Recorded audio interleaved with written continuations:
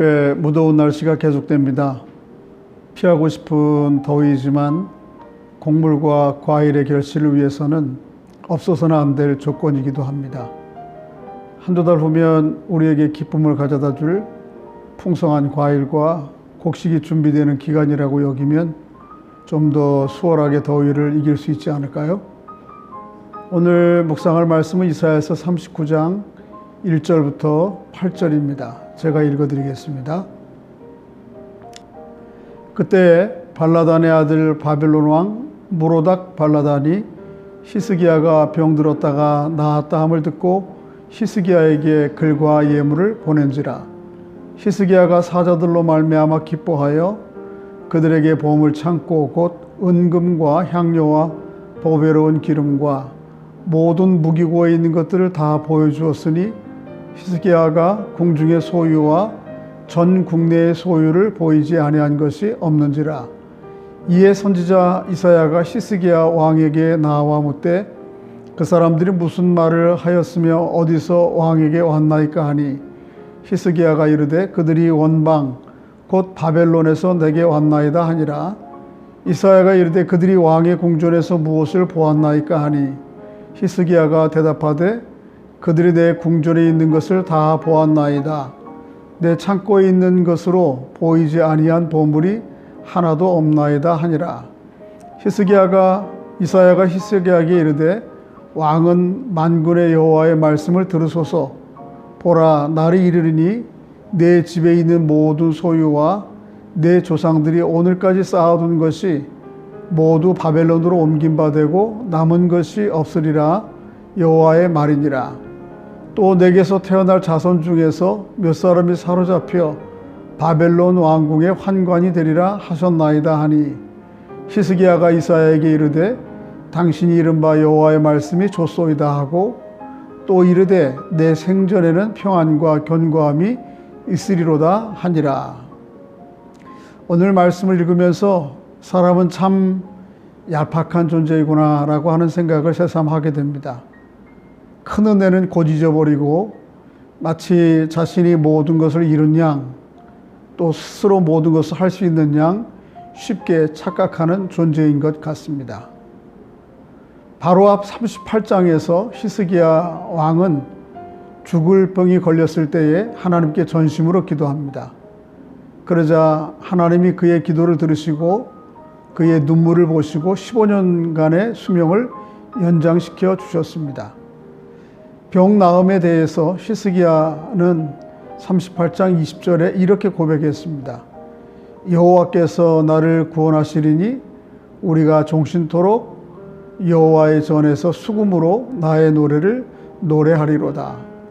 병 나음의 은혜가 너무 크고 감사해서 종신토록 여호와의 전에서 수금을 타며 노래하겠다고 다짐했습니다. 마땅히 그럴만 합니다. 죽을 병에서 노임받고 15년을 더 살게 되며 그것도 유대의 왕으로서 통치하게 된 것이기 때문입니다. 그런데 오늘 본문에 보니 그런 히스기야의 왕의 마음은 가뭄에 스쳐간 소나기 흔적같이 사라져버리고 말았습니다. 히스기야 왕은 자신이 병들었다가 나았다는 소식을 듣고 이웃 제국 바벨론 왕 무로닥 발라단이 위로의 사절단을 보냈을 때에 너무 기쁘고 흥분한 나머지 나라의 보물 창고 은금과 향료와 보배로운 기름뿐 아니라 모든 무기고에 있는 것까지 다 보여주었습니다. 4절의 말씀대로 그가 안 보여준 것이 없을 정도였습니다. 이것은 두 가지 측면에서 크게 잘못된 것입니다. 첫째는 자신의 병이 회복된 것이 하나님의 은혜인 것을 망각한 것입니다. 당연히 히스기야는 자신을 위문하기 위해 찾아온 사절단에게 자신의 병이 회복된 것이 전적으로 하나님의 치유와 또 회복의 은혜였음을 말함으로 하나님께 영광을 돌려야 했습니다. 하지만 히스기야는 그렇게 하지 않았습니다. 오히려 자신의 소유한 재물과 무기를 자랑함으로 자신을 드러냈습니다. 둘째로 히스기야의 실수는 세상 제국의 속성을 간과한 것입니다. 바벨론이 지금은 유대 나라의 동맹국이지만 언제라도 자신들에게서 돌아서서 또 자신들의 대적이 될 수 있다고 하는 세상 나라의 속성을 간파하지 못하고 순진하게만 대한 것입니다.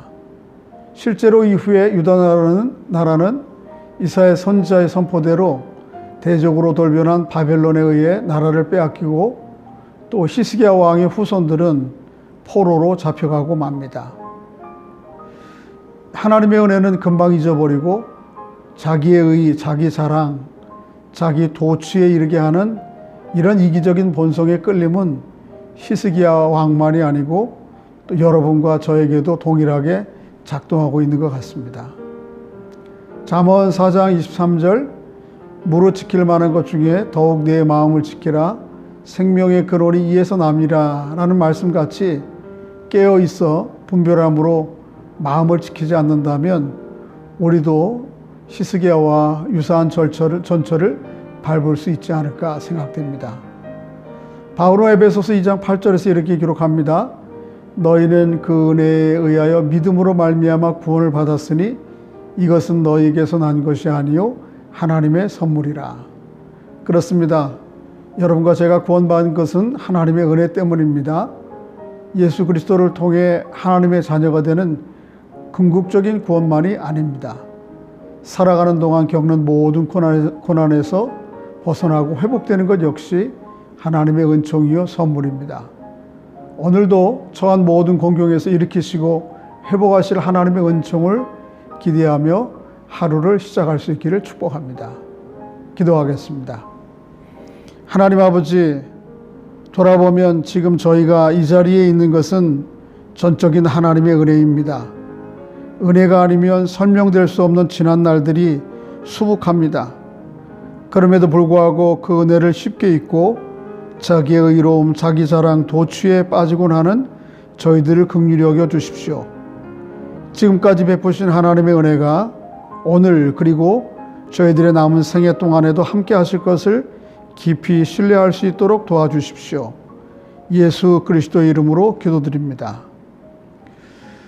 오늘 말씀을 오직 예수뿐이네 라고 하는 찬양으로 더 깊은 묵상 가운데로 나아가면 어떨까 합니다.